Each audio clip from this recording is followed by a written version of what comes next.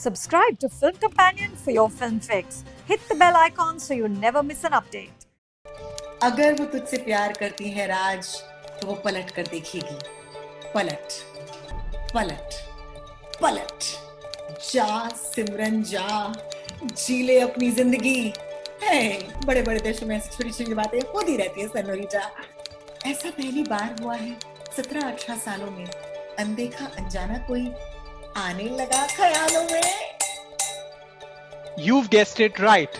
On today's episode of Get to Know, we are celebrating 25 years of the iconic love story Dilwale Dulhania Le Jayenge.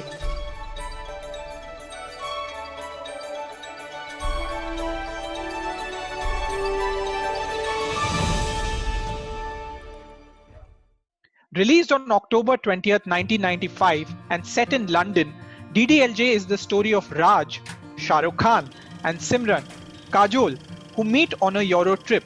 They start off hating each other, only to quickly fall in love, but then realize Simran is to be married off to Kuljit back in Punjab, India. Raj follows her to India and decides to subvert the classic "bhag kar shaadi kar lete hain" trope of Hindi cinema and chooses instead to win over her parents. Hence the title, Dilwale Dulhania Le Jayenge. It was exactly this decision of Raj's that marked a departure from the Romeo-Juliet storytelling of Bollywood movies. From Bobby to Ek Duje Ke Liye to Qayamat Se Qayamat Tak, Bollywood's most successful love stories were the shining bastion of rebellion displayed by young lovers who just couldn't be together because of either society, ooch neech ya barabari ka mamla, or strict fathers. The almost absence of a villain, even though Amrish Puri is Bauji, aka chief party pooper of Raj and Simran's love story, was a main reason why DDLJ towered amongst its cinema peers of the 90s. Following quick on the heels of Hum Aapke Hain Kaun in 1994, the Shaadi film was welcomed by audiences. It gave us a chance to dress like the actors, indulge in 7-day weddings, and change the wedding industry in India forever. It was also a complete family film, from the little sister Chutki to the just out of college kids Raj and Simran to Amrish Puri even singing "Ae Meri Zohra Jabi," hinting at the romance for the older generation, much like the Mughal-e-Azam recreation and the Samdhi Samdhan song in Hum Aapke Hain Kaun. There was something in DDLJ for everyone. Interestingly, Karan Johar, who assisted on DDLJ and even acted in it, took this very love for the family theme and headlined it with Kabhi Khushi Kabhi Gham, where he said it's all about loving your family. DDLJ is in the record books as the longest running film ever, spanning over 1300 weeks. Yes, let me say that again, 1300 weeks at Mumbai's Maratha Mandir Theatre, barring the recent COVID-19 pandemic. So let's look back and see what made DDLJ, starting with Shah Rukh Khan, aka Raj Malhotra. I remember Shah Rukh saying that he did not really want to play a romantic hero in the 90s. His career graph was a refreshing departure from other 90s heroes who were either action stars like Khiladi Akshay Kumar or romantic stars Aamir Khan or Salman Khan. Instead, he chose to be the baddie. With films like Dar, Bazigar and Anjam, he decided to play the anti-hero until DDLJ. The story goes, when SRK heard the narration of DDLJ, the Chopras were disappointed with his lack of reaction to the narration. Yash Chopra ji then called Shah Rukh and asked him if he did not like the script. Shah Rukh said the character of Raj Malhotra was too wimpy for him, a loser with money and not macho enough. That's when Yash ji convinced him that if he wanted to be a star in Bollywood, he would have to play a romantic hero. Shah Rukh may not have been convinced back then, but he is India's most loved romantic hero even today, even 25 years later. And it all started with DDLJ. Rohini, I have even heard a rumor that Tom Cruise was the first choice for playing Raj Malhotra. Well, Akshay, the idea of DDLJ actually began with Hollywood actor Tom Cruise. Aditya Chopra envisioned Cruise falling in love with an Indian girl. That didn't work out, unfortunately, but what did take shape was the idea of weaving a story around two NRIs. Saif Ali Khan was actually the next choice after Tom Cruise for the lead role. When he turned it down, Shah Rukh Khan was approached. even though the Shah Rukh Kajol jodi had been seen before. In Karan Arjun in 1995, it was DDLJ that truly established them. In fact, there's a poster in Aditya Chopra's office signed by Shah Rukh Khan that reads, "Thank you for making me the star I am today." Fun fact, did you know Shah Rukh Khan's character, that is Raj Malhotra, this name was actually an ode to legendary film director Raj Kapoor? Wow, Rohini, I actually didn't know that. DDLJ marked the debut of filmmaker Aditya Chopra, scion of the Yash Raj Films banner. His father Yash Chopra was already known as the king of romance with films like Chandni, Lamhe, Silsila and Kabhi Kabhi. The production house incidentally completes 50 years this year. Aditya Chopra may have been a first-time director with DDLJ, but it is often said how he knew exactly what he wanted.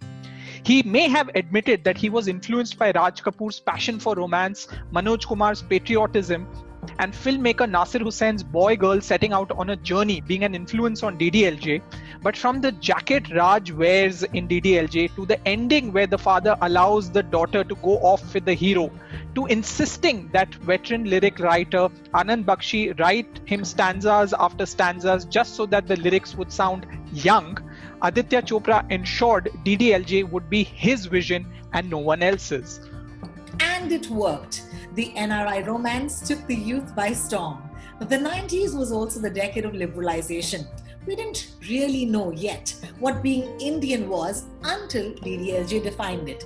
Indian people post-liberalization were as much modern as they were traditional. इसीलिए NRI राज भले ही beer पीता हो और सिमरन को stock करता हो, सिमरन भले ही euro trips पर जाए और दारू पी के स्विट्जरलैंड की सड़कों पर नाचे, इनका दिल है 100% हिंदुस्तानी। बाऊजी के खिलाफ वो कुछ नहीं करेगी और राज उसे भगाकर भी नहीं ले जाएंगे। This very mix of the modern and the aspirational, meeting traditional Indian values, showcases itself almost symmetrically as the first half of the film is set in Europe and the second half finds itself in heartland Punjab. Also, याद है DDLJ से पहले NRIs in Bollywood movies were mostly ABCDs, farcical या comical characters जो अपने Indian values भूल चुके थे. DDLJ also opened up Indian cinema to the NRI market. In fact, DDLJ did business of $5 million worldwide when it released. Super stuff. It is common knowledge that a title of DDLJ, aka Dilwale Dulhania Le Jayenge, is actually the mukhra of a very popular film song Le Jayenge from the 1974 film Chor Machaye Shor. But did you know this title was actually suggested by Kiran Kher ji, actor Anupam Kher's wife, to Aditya Chopra? It was 3 years before DDLJ went on the floor when she narrated the script to Aditya Chopra. The title just stuck, and when Adi was looking for a title for his story, he went back to it. When he asked Kiran ji if he could use it, she agreed, but jokingly mentioned that he would have to give her credit for it. DDLJ, therefore, is perhaps the only film in Indian cinema to have a title suggested by credit, and under it, as promised, Adi put Kiran Kher's name. Hey Akshay, did you know that Uday Chopra was an assistant along with Karan Johar on DDLJ? And that perhaps he contributed to a crucial piece in the film. The jacket that Shah Rukh Khan wears throughout the film was actually bought by Uday Chopra from America when Adi told him to bring him something that looked foreign. Just by the way, it was an original Harley Davidson jacket that cost $400 at the time. Such interesting trivia, Rohini. By the way, what's your favorite scene from DDLJ? You know, there are many, but I think Palat is definitely a favorite for anyone who's watched DDLJ. Actually, you may be surprised to know that ये scene जो है, ये एक original scene नहीं है. It finds itself in the English Hollywood avatar in a 1993 Clint Eastwood film called In the Line of Fire, where Clint Eastwood's character says, and I say this verbatim, "If she turns back, that means she's interested." And the audience waits for the retreating Rene Russo to Palat. Aditya Chopra mentions that he found the scene so interesting that he decided to borrow it for DDLJ. You know, one of the things I noticed about DDLJ is also constant opposites. Simran के strict बाऊजी यानी कि Amrish Puri, to Raj के enduring and बहुत ही cool pops Anupam Kher. एक मजाकिया hero और एक serious heroine, Europe की हसीन वादियां टू पंजाब के सरसों के खेत, cute and non alpha Raj versus the alpha male, शिकार करने वाला कुलजीत, द न्यूक्लियर परिवार वर्सेस द इंडियन परिवार. Oh, I can go on and on and on. But now, let's talk about the music of DDLJ. I think Jatin Lalit really struck gold over here. They were on the ascent, having scored for Jo Jeeta Wahi Sikandar, Raju Ban Gaya Gentleman, and Kabhi Haan Kabhi Na. But it was DDLJ that really catapulted them to the top. Fun fact, क्या आप जानते हैं कि एक जमाना था when 1 out of every 3 households in India owned the DDLJ cassette? Author and film historian Nasreen Munni Kabir shares an interesting story. Adi was also hugely inspired by Raj Kapoor's style of setting up a song before actually coming to it in the film by layering elements of the melody into the background score. That's why it sticks, because you hear the same tune over and over till it finally reveals itself. Now you know why Kajol repeatedly hears the ghost tune of Tujhe Dekha To Ye Jana Sanam before she and Raj finally meet for the first time in India.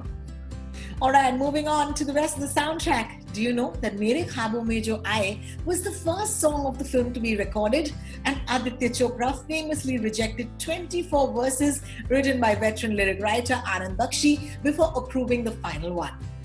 And that white skirt Kajol wears in Mere Khwabon Mein Jo Aaye was actually shortened on set because Adi thought it was too long. And did you know, before Mehendi Laga Ke Rakhna was recorded, the original lyrics of the song were Mehendi Laga Ke Aana, Payal Saja Ke Aana. Casting for DDLJ was like a game of musical chess. Yash Chopra wanted Milind Gunaji to play Kuljit, but the actor refused to shave off his beard for the part.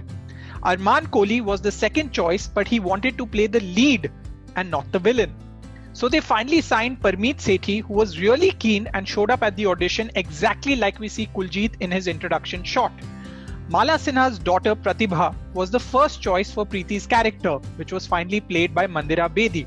And while Adi loved working with Kajol, he realized that her spontaneity dies out after the first 2 takes. So he directed her in a way that she got it right before her 3rd try.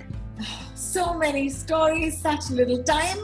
हमें लगता है कि DDLJ की इतनी कहानियां हैं, there should seriously be a book on it. And there is one, Rohini. Go pick up a copy of Anupama Chopra's DDLJ, a modern classic, because it really helped us putting together this video. Hope you enjoyed this episode, and if you feel like re-watching DDLJ just because of us, hey, don't forget to let us know on Twitter. I'm Ro Talks on Twitter, and Akshay is Akshay Manmani. Until next time, of course, sayonara, senorita. See you.